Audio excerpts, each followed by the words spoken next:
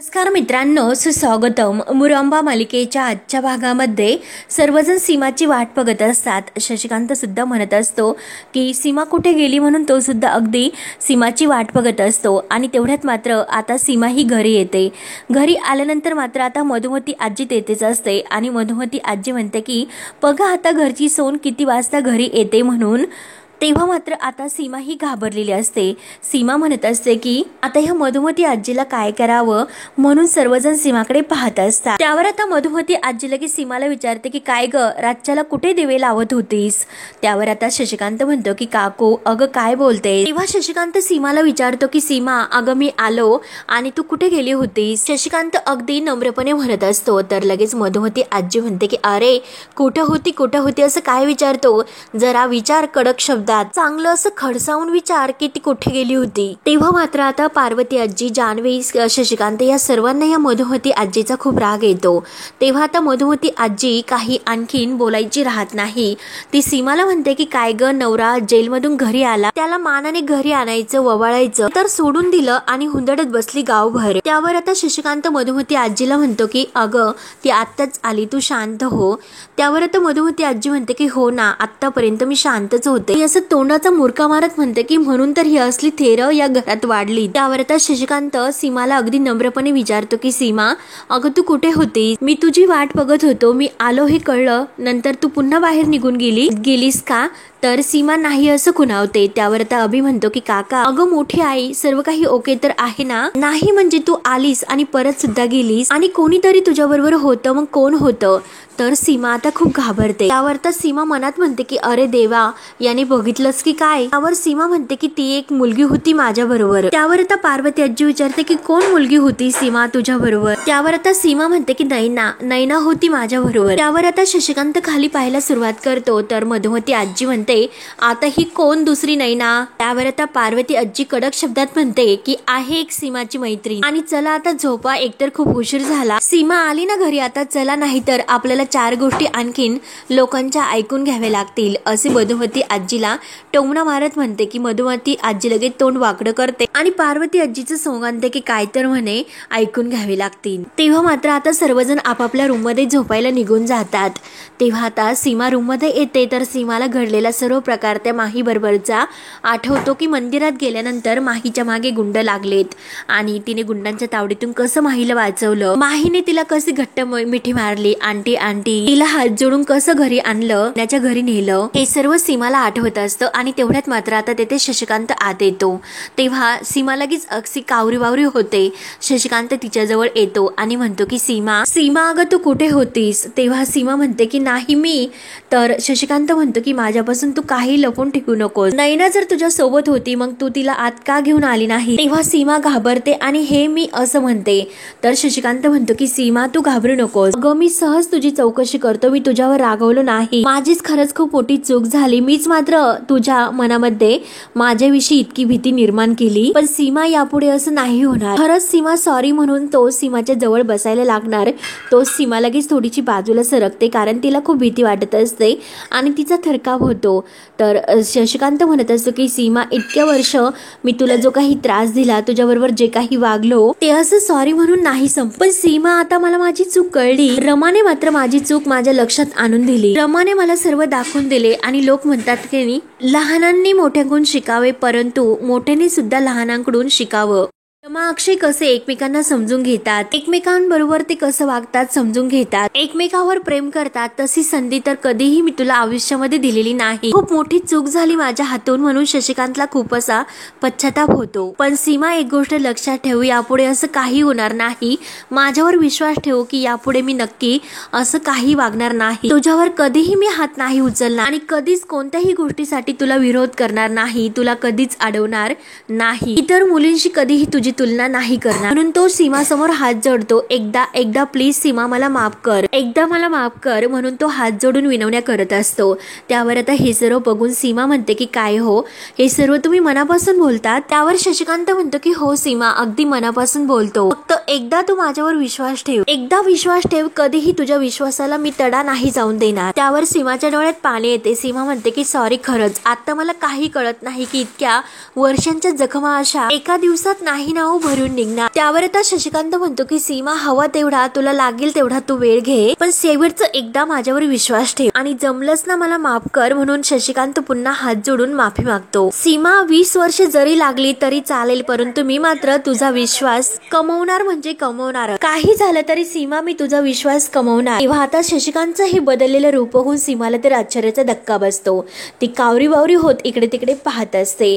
त्यानंतर मात्र इकडे नैनाच्या घरी त्या माहीने इतका पसारा घालून ठेवलेला असतो की इकडे कपडे तिकडे उषा वगैरे सर्व काही अगदी दानादिन करून फेकून दिलेले असतात.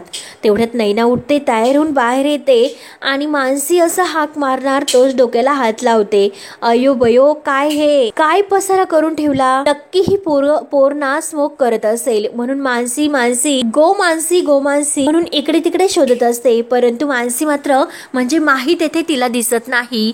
तर लगेच नैना म्हणते की मानसी मानसी, प्रत्येक रूम मध्ये शोधते आणि नंतर किचन मध्ये असेल म्हणून तेथे सुद्धा शोधायला येते, परंतु ही माही तर इकडे ऑकला आलेली असते, अगदी धावत पळत असते. तेव्हा आता नैनाला टेन्शन येतं. नैना म्हणते की अरे देवा, कुठे गेली असेल ही, कुठेही दिसत नाही, मग आता काय पळून तर गेली नसेल ना. म्हणून नैना आता विचारत पडते आणि तिला शोधत असते. त्यानंतर इकडे ती माही म्हणजे ऑक करत धावतच असते. तर इकडे आता अक्षय झोपलेला असतो आणि मधुमती आजी तेथे येते. अक्षयच्या रूम मध्ये जे काही पसारा असतो तो बघून म्हणते की काय हा बेशिस्तपणा, आणि अक्षयला म्हणते की अक्षय उठ उठ, म्हणते ना तुला, बास झाले आता तुझे नखरे, गुपचूप उठ आणि कामाला लाग. परंतु अक्षय मात्र ह्या मधुमती आजीकडे काही लक्ष देत नाही आणि परत तो ह्या अंगावरून तिकडे त्या अंगावर होतो. बायको गेली हे सर्व ठीक आहे. तर अक्षय मधुमती आजीकडे पुन्हा पाहायला वळून पाहत असतो. तर मधुमती आजी म्हणते की काय रे, किती दिवस अशी बायको गेल्याचं दुःख तू कुरवाळत बसणार आहे. अरे हातपाय हालतात तोपर्यंत काम करून घे. एकतर तुमच्या त्या आजीने काही तुम्हाला असं सवय नाही लावलेल्या, हातातच नाही तर पोऱ्यात कुठून येणार. आणि उठ, चल रे उठ, एक बायको गेली ना 1000 बायको मिळतील. तेव्हा आता अक्षय रागाने त्या मधुमती आजीकडे पाहायला सुरुवात करतो. तर मधुमती आजी म्हणते की काय रे, असं काय बघतो, आणि नाही तू असं नाही ऐकणार, थांब उठ म्हणतेस ना. म्हणून ती आता अक्षयच्या हाताला धरते आणि त्याला रागाने उठवायला लागते. तोच आता अक्षय रागाने त्या मधुमती आजीचा हात धरतो आणि उठून बसतो आणि आजीला अगदी रागाने म्हणतो की आजी आता बस झालं, एकतर आता अति होतोय, एकतर तू माझी चुलत आजी आहे, वयानं तू मोठी आहे, तुझ्या वयाचा मान राखतोस म्हणून मी तुला काही बोलत नाही, परंतु आता मात्र बास झालं. रमाच्या बाबतीत तू असं काही बोलायचं नाही. अक्षयच्या हातामध्ये रमाचा फोटो असतो. माझी रमा कुठेही गेलेली नाही, रमा जिवंत आहे. तर मधुमती आजी म्हणते की काय रे, डोसक्यामध्ये वारं फिरलं की काय, अरे दिवसा स्वप्न बघतो की काय, अरे जगात काही कमी पोरी नाही तुझ्यासाठी. त्यावर तर अक्षयला आणखीन राग येतो. अक्षय म्हणतो की या जगातील कुठलीही मुलगी माझ्या रमाची जागा नाही घेऊ शकत. रमा आणि माझं एकमेकावर अगोदर सुद्धा प्रेम होतं आणि आता सुद्धा आहे आणि यापुढे सुद्धा राहील. त्यामुळे जगात फक्त माझ्यासाठी रमा आहे आणि रमासाठी फक्त मी आहे. त्यावर आता मधुमती आजी म्हणते की काय रे, भुरचटलास की काय तू, अरे नुसती रमा करत रडत बसण्यात काय अर्थ आहे. त्यावर आता अक्षय म्हणतो की हो ना आजी, अगं तू तर करेक्ट बोलते, ह्या असं सारखं रमा करत बसण्यात, रडत बसण्यात, तिच्या आठवणीमध्ये झुरत बसण्यात काही एक अर्थ नाही. मी बाहेर पडलं पाहिजे आणि मी त्यासाठी आता माझ्या रमाला नक्कीच शोधून आणेल आणि त्यासाठी मला बाहेर जावं लागेल माझ्या रमाला शोधण्यासाठी. म्हणून अक्षय लगेच आता बाहेर निघून जातो. मधुमती आजी तोंडाला हात लावते की अरे अक्षय करत असते. त्यानंतर मात्र आता इकडे शशिकांत हा बाहेर येतो आणि त्याने आपला सर्व पेहराव बदलवलेला असतो. टी शर्ट वगैरे घातलेलं असतं, पॅन्ट आणि वेगळा दिसत असतो आणि बाहेर येतो आणि मस्त एक्सरसाइज करायला तो सुरुवात करतो. अभि त्यांच्या जवळ येतो. अभि तर एकटक पाहतच असतो की काकामध्ये काय इतका बदल झाला. म्हणून तो काकाजवळ येतो आणि म्हणतो की अरे काका, काय रे इतक्या सकाळी. यावर तर शशिकांत म्हणतो की अरे नवीन आयुष्य तर मिळालं, तर ते सत्कारणी लावायला चाललो. यावर आता अभि म्हणतो की म्हणजे काय रे काका. तर शशिकांत म्हणतो मॉर्निंग वॉकला चाललोय, फिटनेसवर आता लक्ष द्यायला हवे आणि जरीही पोट 1 इंच वाढलं तरी मला टेन्शन येतं. म्हणून आता शशिकांत मात्र धावत जातो. अभि हे सर्व बघून खुश होतो. अभि म्हणतो की काकामध्ये इतक्या लवकर इतका मोठा बदल, गुड हे तर चांगलंच आहे. म्हणून अभि खुश तर होतो आणि परत त्याच्या डोक्यामध्ये एक असा प्लॅन म्हणजे लक्षात येतं की नक्की काका बदलले की काकांच्या मनात असं नाही तरी दुसरं काहीतरी आहे, हे कुणाला सांगू की जाऊन बघू. म्हणून आता तो खात्री करून घेण्याचे ठरवतो. तेव्हा अभि म्हणतो की नाही मी जाऊन फोनच बघतो म्हणून तो लगेच शशिकांतच्या मागे जातो. त्यानंतर मात्र आता इकडे पंकज हा शशिकांत येण्याची वाट बघत असतो, कारण शशिकांतने त्याला फोन करून सकाळी सकाळी बोलून घेतलेलं असतं आणि शशिकांत तर तिकडे यायला निघलेला असतो आणि अभि आता त्यांचा पाठलाग करत त्यांच्या मागे येतो. पंकज वाट बघत असतो की ह्या शशिकांत मुकादमने सकाळी सकाळी माझ्या झोपेचं पूर्णपणे खोबरं करून टाकलं आणि अजून त्यांचा पत्ता नाही, किती वेळ अजून वाट बघायची. आणि तेवढ्यात तेथे शशिकांत हा पंकज काकांजवळ येतो. शशिकांत म्हणत असतो की अरे पंकज, तर पंकज काका म्हणत असतात की काय हो शशिकांत मुकादम, काय सकाळी सकाळी तुम्ही मला फोन करून बोलावून घेतलं, माझे पूर्णपणे झोप मोडली. त्यावर आता शशिकांत म्हणतो की अरे पंकज, माझ्याकडे काम होतं, रमाने काही व्हॉइस मेसेज मला पाठवलेले होते, नेमकं मला कळत नाही की काय त्याचा अर्थ काय. तेव्हा मात्र आता अभि ह्या दोघांना चोरून पाहत असतो, त्यांच्यावर लक्ष ठेवूनच असतो. त्यावर आता पंकज म्हणतो की आहे कोणते ते मेसेज दाखव बरं. शशिकांत आपला मोबाईल काढतो. तेव्हा आता शशिकांतने लगेच मोबाईलमध्ये रमाने जो व्हॉइस मेसेज सांगितलेला असतो तर तो ऐकवतो.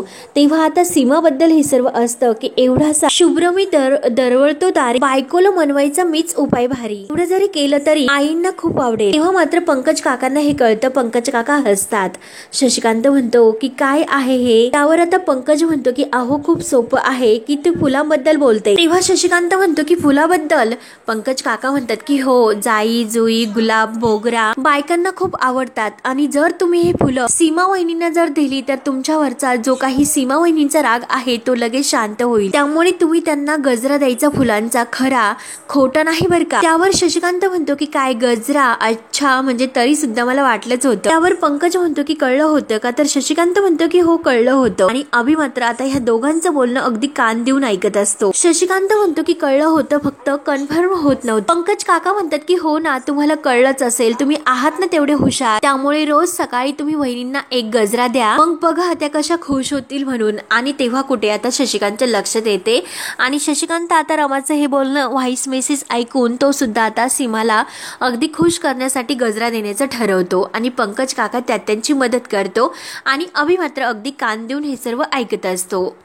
आता शशिकांत म्हणत असतो की अरे एवढं करून नाही जमणार, कारण मी पापच इतकी केलेली आहे, त्याला काही गणतीच नाही. तर पंकज काका म्हणतात की हो हो, ते मात्र खरं आहे, अजून काही मेसेज आहेत का त्या. तर शशिकांत म्हणतो की हो हो आहेत ना, हे बघ. तेव्हा आता पुढचा व्हॉइस मेसेज जो असतो तर तो ते ऐकतात की रमा म्हणत असते की त्यात की मी नेहमीच तुमचा सखा, आवडतो तुम्हाला, मिळतो आयता जेव्हा, पण स्वतः करून द्या की जेव्हा तुम्ही बायकोला मनवता तेव्हा. त्यावर आता शशिकांत म्हणतो की काय आहे हे पंकज. तर पंकज म्हणतो की अहो मुकादम साहेब, आपण रोजचा घेतो तो मेवा म्हणजे तो चहाला ती मेवा म्हणते, आणि रोज सकाळी तुम्ही सीमा वहिनींना तुमच्या हाताने चहा बनवून द्या आणि बघा त्या कशा खुश होतील, तुमच्यावरचा राग सगळा निघून जाईल. त्यावर आता शशिकांत म्हणतो की एवढं सर्व करावे लागेल. तर पंकज म्हणतो की एवढं सर्व पाप केलं म्हणजे हे तर सर्व करावेच लागेल, आणि मी तुम्हाला सांगतो तेवढे करा की रोज एक गजरा केसात माळण्यासाठी आणि सकाळी सकाळी चहा. त्यावर आता शशिकांत म्हणतो की ठीक आहे, करतो मी.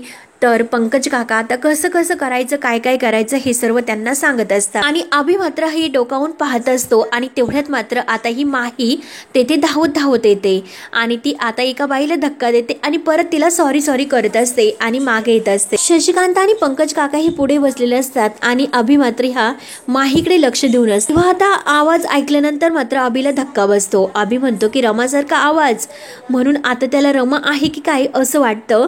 आणि तेवढ्यात मात्र आता ही माही असते तर तिच्या बुटाची जी लेस असते तर ती सुटते आणि ती बांधत असते आणि तिकडे तोंड करून ती खाली बसलेली असते.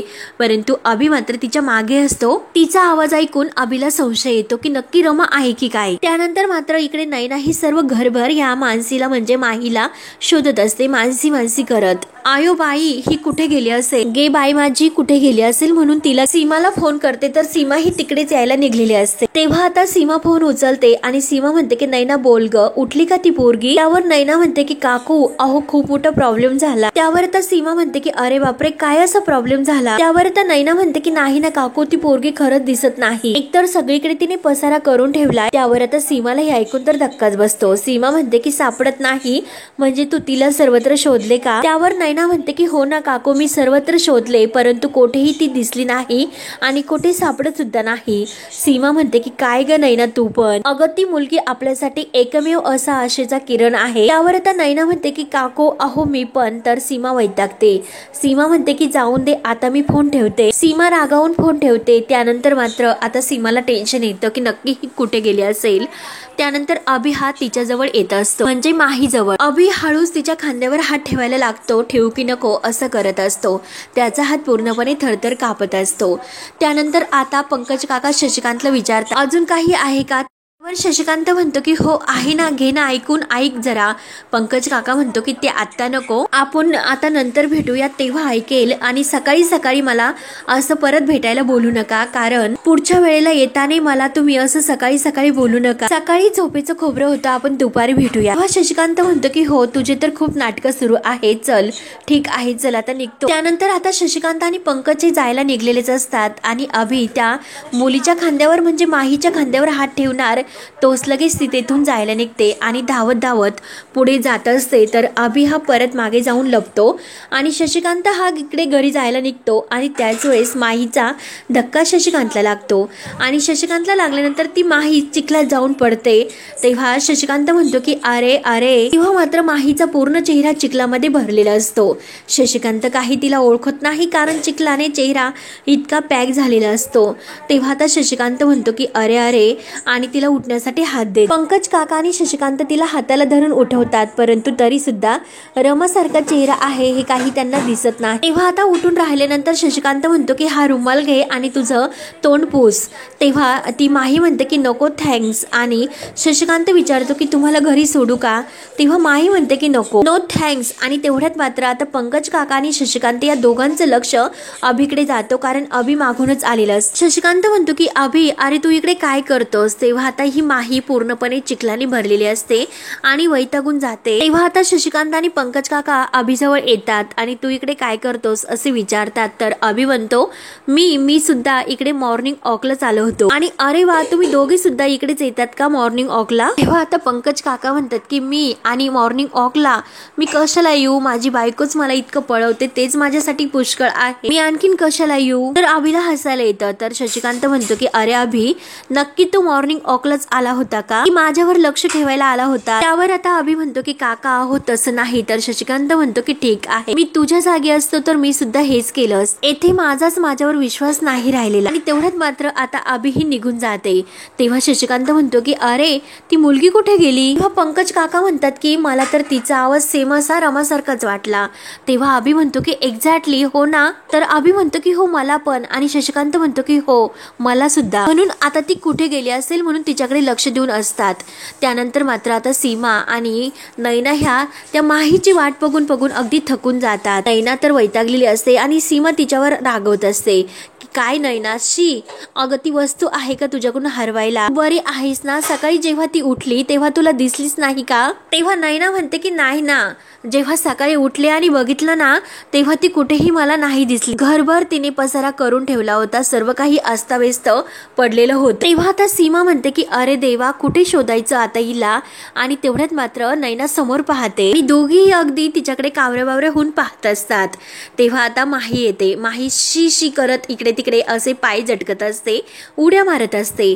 नैना म्हणते की काय ग माकड तोंडे, आम्ही कधीपासून तुझी वाट बघतोय तुला माहिती आहे का. सीमा विचारते की काय ग कुठे होतीस, असं न सांगता कुठे गेली होती आणि असं न सांगता जातं का कोणी. हे बघ मला अजिबात आवडलेलं नाही, नेक्स्ट टाइम तू सांगून जायचं, असं काही शहाणपणा करायचं नाही. तर माही खूप वैतागलेली असते. माही म्हणते मला अगोदर घरात घ्या, मला खूप इरिटेटेड होतं. नैना माझ्यासाठी फेस वॉश दे. तेव्हा नैना म्हणते की हो ना तुला फेस वॉश देते मी, तू तोंडाला इतकी माती लावून कुठून आलीस, किती तो चिखल लावलास. त्यावर आता माही म्हणते की मी का तोंडाला माती लावून घेऊ, मी जॉगिंगला गेले होते तेव्हा पडले मी तिकडे जाऊन, त्या बिग मॅनला धडकले आणि पडले, परंतु मी काही इतकं सगळं होऊन सुद्धा रडले नाही. मी ब्रेव गर्ल आहे, ब्रेव गर्ल. आणि इनफॅक्ट त्यांनी मला विचारलं सुद्धा की काही हेल्प करू का. तेव्हा मी त्यांना सांगितलं no I am okay, I am fine, but थोडंसं लागलं आणि आपला हात पुढे करते आणि सीयू असं म्हणते, तेव्हा मात्र सीमा तिचा हात पाहते, त्यातून थोडंसं रक्त येत असतं. सीमा म्हणते की आई ग बिचारी, आणि त्यावर अशी जोरजोराने फुंकर मानते. त्यावर आता माही म्हणते की आंटी अहो एवढं काहीच झालेलं नाही, आणि तुम्ही हे सर्व कशासाठी करता माहिती आहे ना, स्ट्रॉंग गर्ल होण्यासाठी. आणि हे बघा मला खरंच नाही दुखत हे काही. सीमा म्हणते की हो अगं पण जा अगोदर ते सर्व काही फ्रेश हो आणि ते धुवून काढ, जा बरं. नैना तू तिला फेस वॉश दे बरं, चेहरा धुवून घे, मी तोपर्यंत औषध लावते. तेव्हा नैना म्हणते की हो चल चल चल. तेव्हा मग लगेच माही त्यांच्या दोघींच्या जवळ येते आणि हेल्प हेल्प असे करते, परंतु त्या दोघी बाजूला सरकतात आणि जा बाई तू आतमध्ये जा असं तिला आतमध्ये घेऊन जातात. त्यावेळेस आता त्या दोघी बाहेर बसतात, तर माही फ्रेश होऊन येते आणि त्यांच्याजवळ बसते. तर सीमा तिला प्रेमाने समजावते की बाळा अगं तूच म्हणते ना तुझं कोणी नाही, मग त्यामुळे तू अशी न सांगता नको जात जाऊ, आम्हाला खरंच खूप भीती वाटते, टेन्शन येते. नैना सुद्धा म्हणते की हो ना. तर माही म्हणते की आंटी सो सॉरी, म्हणजे कसं अहो सकाळी असं जॉगला न गेल्यामुळे मला फ्रेश नाही वाटत. मला असं वाटतं की सकाळी सकाळी सर्वांनी जॉगला जायला हवं, वॉक घ्यायला हवा, कारण कसं आहे, कारण खूप फायदे आहेत आपल्याला, मेमरी शार्प राहते, स्ट्रॉंग होतात, आणि त्याच्यानंतर मात्र उन्हामध्ये जाऊन बसायचं आणि व्हिटॅमिन डी असं रिसीव्ह करायचं. नैना म्हणते की हो हे सर्व तर ठीक आहे, परंतु तू सांगून जायला हवं होतं. त्यावर आता माही म्हणते की अगं नैना मी तुला सांगणारच होते, परंतु तू तर यू आर स्लीपिंग म्हणजे झोपेल होती, त्यामुळे मला तुला डिस्टर्ब करायचं नव्हतं, त्यामुळे मी गेले असते निघून. नैना म्हणते की नशीब तू परत आली, आम्हाला तर असं वाटलं होतं की तू पळून गेली की काय. सीमा म्हणते की हो ना. तर माही म्हणते की जर मी खरंच पळून गेले असते तर मग. सीमा म्हणते की अगं असं काहीतरी बोलायचं नाही बाळा, आता यापुढे मात्र तू कुठेही जायचं नाही, तुला माझी शपथ. आणि प्रेमाने ती माहीचे गाल असे धरते. तर माहीला इतकं छान वाटत असतं की इतकं प्रेम का करत असेल ही. माही अगदी आश्चर्याने तिच्याकडे पाहत असते. तेव्हा हा भाग येथे संपतो. पुढील भागामध्ये आता जी खिचडी साबुदाण्याची असते तर ती बनवलेली असते आणि माही ती खात असते. तर सीमा ही नैनाला म्हणत असते की लवकरात लवकर आपल्याला या माहीला म्हणजे या मानसीला रमा बनवायची. तेव्हा नैना म्हणत असते की या माहीला रमा बनवणं खूप अवघड आहे. तर सीमा म्हणते अवघड आहे पण अशक्य नाही. त्यानंतर माही आता तिचा तो नील बॉयफ्रेंड असतो त्याला भेटायला येते आणि त्याला म्हणत असते सगळे गेस्ट हे बाईकवरच येतील, गाड्या रेस करून आपलं स्वागत करतील. तेव्हा नील म्हणतो की आपण फेरे सुद्धा ते 7 असतात ना ते बाईकवरच घेऊयात. माही म्हणते की हो मला ते चालणार आहे. त्यानंतर अक्षय हा रमाला शोधत शोधत एका ठिकाणी येतो आणि तेथे त्याला भूषण दादा भेटतो आणि जे काही त्याच्या हातामध्ये ते फुगे बलून्स असतात त्याने घेतलेले असतात रमाची आठवण म्हणून. तेव्हा मात्र आता ते रमाने जे काही त्याला हवेत सोडण्यासाठी जे सांगितलेलं असतं तर ते त्याला आठवतं आणि भूषणने सांगितलेलं असतं की ॲक्सिडेंट झाला रमाचा, म्हणून आता अक्षय रडत असतो आणि माझ्यामुळे रमा तुझा ॲक्सिडेंट झाला, खरंच I am sorry, I am so sorry Rama, I am so sorry, म्हणून ते फुगे तो पूर्णपणे आकाशात सोडून देतो आणि रडत असतो. तर भूषण हे सर्व पाहत असतो, त्याला सुद्धा खूप वाईट वाटते. तेव्हा आता पुढे काय काय होत राहणार हे पाहण्यासाठी आपल्या चॅनलला नक्की सबस्क्राईब करत राहा. धन्यवाद.